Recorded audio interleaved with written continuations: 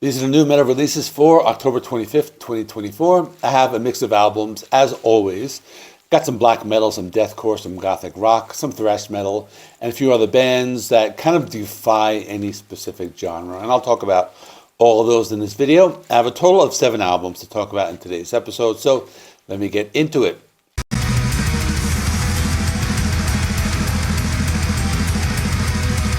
The first band I have is Gaerea with Coma. I'm not sure if I'm pronouncing that correctly, but it's a black metal band from Portugal. They are signed to the Season of Mist label. They've been around since 2016. This is their 4th full-length album. I remember reviewing their last album from 2022 called Mirage. I'm usually not the biggest fan of black metal, but this one was pretty good. I enjoyed it one a lot because they incorporate a lot of different sounds, some softer sections, some atmospheric parts. It's not just full blast with screams and blast beats. It's a lot more complex, so I think that's why I liked it. The album has 10 songs. It's 50 minutes long. The opening track is The Poet's Ballet, and it immediately sounds like this soft classical music. So if you didn't know it was a black metal band, you'd think it was something completely different. They bring in this soft singing. It sounds something along the lines of Pink Floyd. So far, everything is soft and atmospheric. Then after about 2.5 minutes, they go full black metal. But the sound is very clean. There are some heavy vocals and blast beats and fast-paced tremolo-picked guitar riffs. Then after a few minutes, they slow down the pace and bring in some melody and tempos. Throughout the song, the vocalist changes his voice at different parts of the song. And later on in the album, there's another song that stood out called Coma. The song has some of those stop-start guitar riffs, lots of different drum patterns. It sounds very dark and evil with different layers of vocals. They also play different tempos with guitar riffs. The lyrics are very dark because they describe what somebody is experiencing while being in a coma. The song is mostly heavy black metal, but there are some sections where things get soft and atmospheric. There's a lot more going on with this album, but it's just an example. I want to keep this short because I have a lot to talk about. My score is an 8.5 out of 10. Probably one of the highest scores I've ever given a black metal band. So I definitely recommend that you check this out.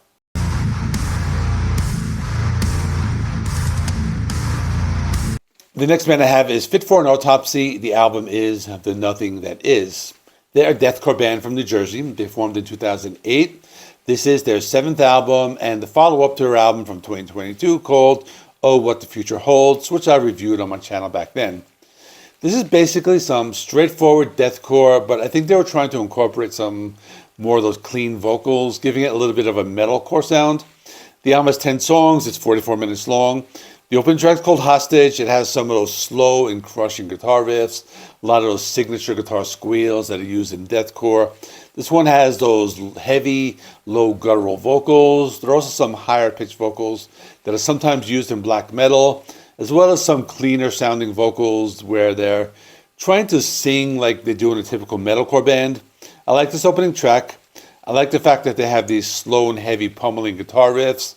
Sometimes these bands rely on speed, but that's not always the case.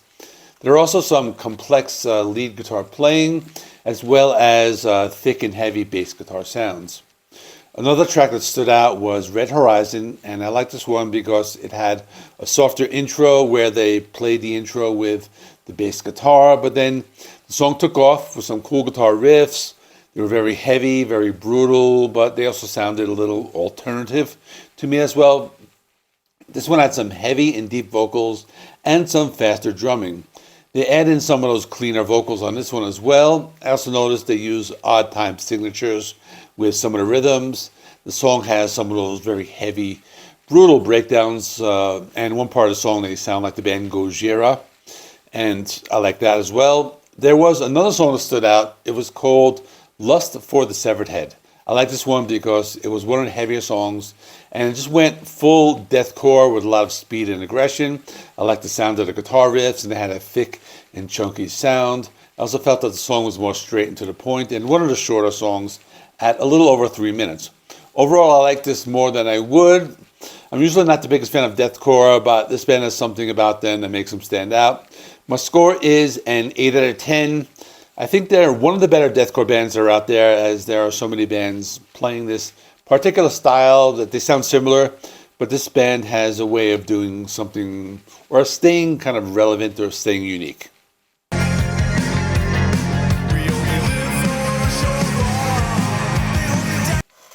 The next band is called Poltergeist, and the name of the album is Nachtmusik.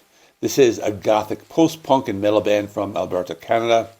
The band is fairly new. They say their influences are bands like Unto Others and Tribulation. This album has 11 tracks. It's 39 minutes long. First song I want to talk about is track number 2, which is called Burning Sword.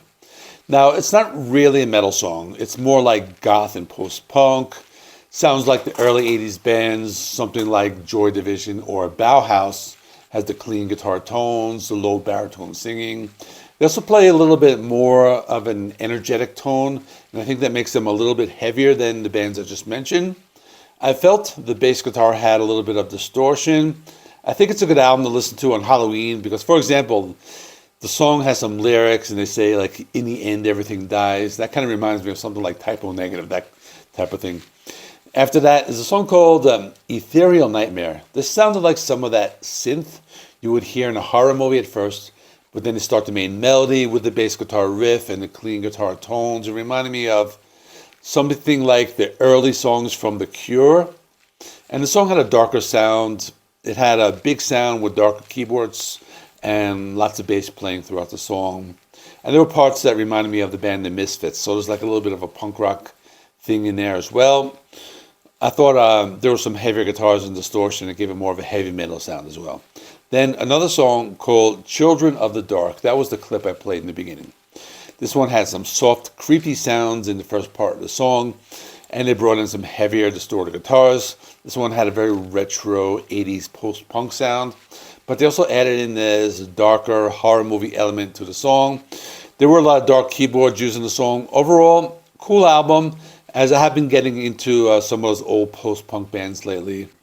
There are not a lot of bands playing in the style that are releasing new music, or maybe there are and I just don't know how to find them. But I like this, so my score is a 7.5 out of 10. I think if you're looking for this type of music, it's a good album to check out.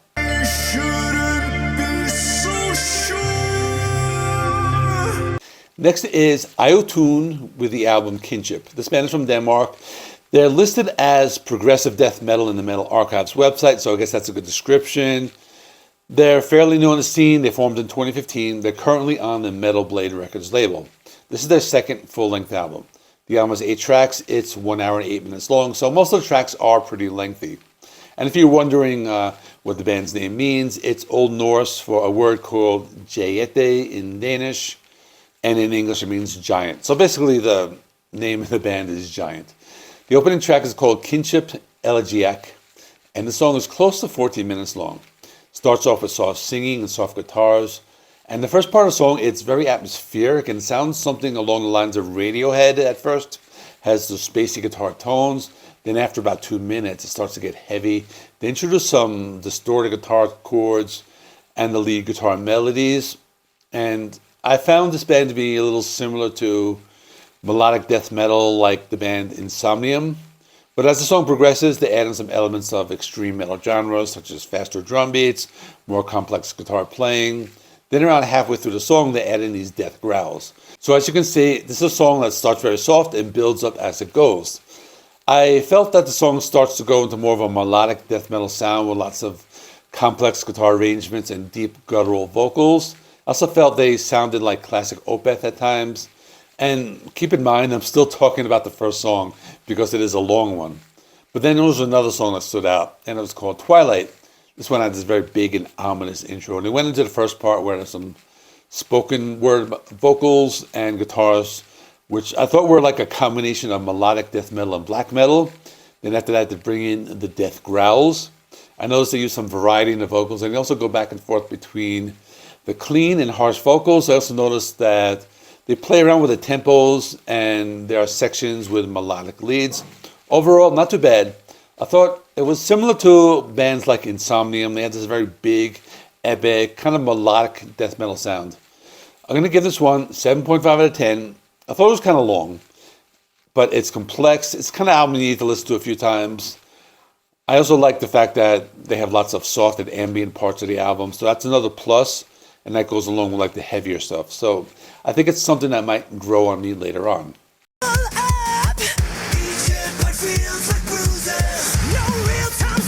Next is League of Distortion with the album Galvanize. This is a German alternative metal band, and I remember them from 2 years ago. I reviewed their self-titled album. Kind of a hard band to kind of put into a specific genre. It's elements of pop music, electronics, metal, something like that. The album has 10 songs. It's 36 minutes long. The opening track is called Galvanize, and this has lots of electronic sounds, has an industrial drum beat. They are a female-fronted band, and they have both male and female vocals. The music is kind of catchy. It has elements of pop music and some heavier subgenres of metal, such as metalcore. They have a very big sound, lots of guitars and keyboards, and they have these big breakdowns. The next song is called My Hate, and this one goes on with some heavier guitar riffs and that big electronic pop sound, has an angrier tone, and sounds like melodic heavy metal. These songs are very catchy. They have this like pop song structure with lots of futuristic metal sounds. This had a sound similar to a band I spoke about in the last episode called Ad Infinitum. So that's pretty cool. After that, a song called Chainsaw, and the opening guitar riff reminded me of the band Disturbed. But then they go into the verse, and it's softer at first, and they get heavier in the pre-chorus. Very angry song, but it's also kind of poppy. So they're talking about how life is like a chainsaw and how it will come around and cut you more. There are other lyrics to talk about how like the world is cruel, and I thought that was one of the catchiest songs, as it also has this pop song structure. Then another song that stood out on the album was called What's Wrong With Her. This started off as a laid-back jazzy type of track, but had some heavier breakdowns in the chorus. One of those songs has a very theatrical sound and has some angry vocals. Then there's this metalcore sound in the song. They sing the line, she doesn't want flowers or water, she wants flowers with wine. But I have to say, it's a very catchy song. Overall, it's a fun album. The songs are very catchy and sound a lot like pop music. They still have a tendency to get very heavy. It was not too bad. It can be cheesy at times, but the songs stick in your head. I'll give this one 8 out of 10. It's not for everyone. So if you are a typical metal fan, you may or may not like this, but if you don't mind those metalcore bands that write catchy pop songs, I think you might get into this. There's a lot of melody, there's a lot of heaviness, so I'd say give it a chance.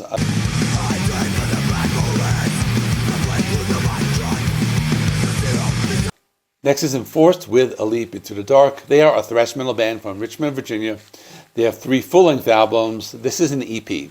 There are 3 new tracks, a remaster of a single they released last year, and 2 covers, one from Obituary and one from a band called English Dogs, which is a British hardcore punk band. The first song is Betting on the End, and the first thing I thought of when I listened to it, it sounded like that old school thrash from the 80s with heavy chugging rhythms. There were also some deep guttural vocals and a few parts where they shifted gears. The track also has some powerful drumming as well. I like the fact that it was a song that had this normal length of just under 4 minutes, but they added so many sections and changes to the song. Next song was called A Leap in the Dark, and this one started off with a slower rhythm, but went from slow to mid-paced. Then there was a contrast between this song and the one before it. Next song is called Deafening Heartbeats, and this one was just some full-speed thrash. It sounded like some of the more extreme thrash bands. It reminded me of a mix between Slayer and Death Angel, very fast and aggressive. And then after this is Casket. This was the clip I played in the beginning, just a fast and aggressive song. This was the song that was released previously, and it's just very fast and aggressive, full-on thrash, just doesn't stop. It's short, 2 minutes, and just doesn't let up. Then is the Obituary cover called Deadly Intentions, and they changed the guitar tone to sound more like a death metal band. The vocals sound more like, or a lot like John Tardy. Actually, vocalist Knox Colby does a very good John Tardy impression. So it's very faithful to the original, lots of wailing guitars, death metal riffs, and double bass drumming. So I think it's pretty cool. I think like this band can actually like do or play a death metal style as well. So that's pretty cool. And the last song was The Chase Is On, the English Dogs cover. Now, I'm unfamiliar with this band, so it sounded like a hardcore punk song, but there was some cleaner thrash metal production on it, so it was a good song. Overall, it's Just an EP, but it's solid. I give this one an 8.5 out of 10. I don't have much more to say about it. It's just some good thrash metal, so just 20 minutes or 19 minutes, just straightforward thrash. If you like that, check it out, because that's really all it is. It's just really good.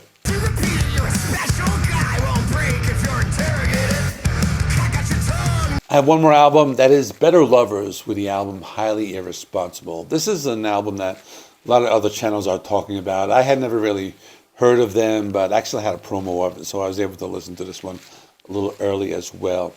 They are, as they are listed on their Wikipedia page, a hardcore punk band from Buffalo, New York, and they formed in 2023 after the dissolution of the band Every Time I Die.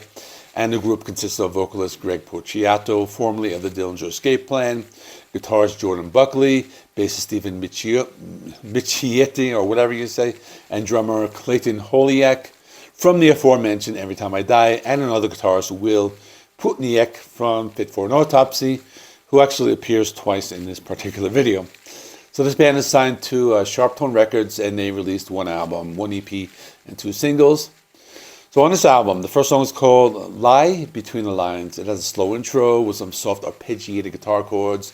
After that, they bring in the heavy guitars with some very slow, heavy chugging sounds with loud and aggressive vocals. And I know they are listed as a hardcore punk band because that's how they are listed on their page, but I would say they're probably more along the lines of that like mathcore and like Dillinger Escape Plan, because there are a lot of complexities with this music. It also has like this sludgy sound. They remind me a little bit of Mastodon as well.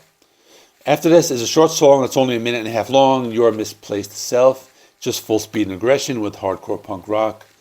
Not a lot of complexities with the song. Then after that is White Horse Covered in Blood. This one had more of an old school punk rock sound, and you can hear the bass guitar up front, and the vocals were a little bit more straightforward. After that was another song called Deliver Us From Life, and it's in the middle of the album. It has softer and atmospheric sounds, so there was a big contrast between the other songs that were very angry and aggressive, and this one had some vocals that reminded me of Chino Moreno from the Deftones. They would have like the softer whispering style vocals. It got a little heavier in the middle of the song, and it sounded more like stoner rock as opposed to the fast and aggressive hardcore of the first part of the album. So it was very complex, and there was another atmospheric song called At All Times, which was later on in the album. This had some pretty cool bass guitar grooves, some of those softer vocals I was talking about before. The last song on the album was called Love as an Act of Rebellion. This was the return of that fast and aggressive hardcore punk that just went full speed, but also had that signature complex sound that they had throughout the rest of the album. Overall, I thought it was pretty good. But this is not really the type of music that I listen to a lot, but it reminded me of another band I reviewed last year called Iotunn, man, and they had actually different members, but it was a similar type of sound. So I think it's the kind of album that could grow on me. For now, I'm going to give it an 8 out of 10. I think if you like this type of music, it mixes elements of extreme metal with punk rock, and even hard to put into a category. I don't even think a category exists for this type of music, but if you like this kind of thing, I think you should check it out. Check out last week's episode of New Metal Releases for October 18th. Please give this video a like. Helps me with the YouTube algorithm. Please subscribe if you're not already. I do rock and metal reviews, rankings, and more. I have some merch. You can find that in the video description or a link in my bio. And I will see you in the next one.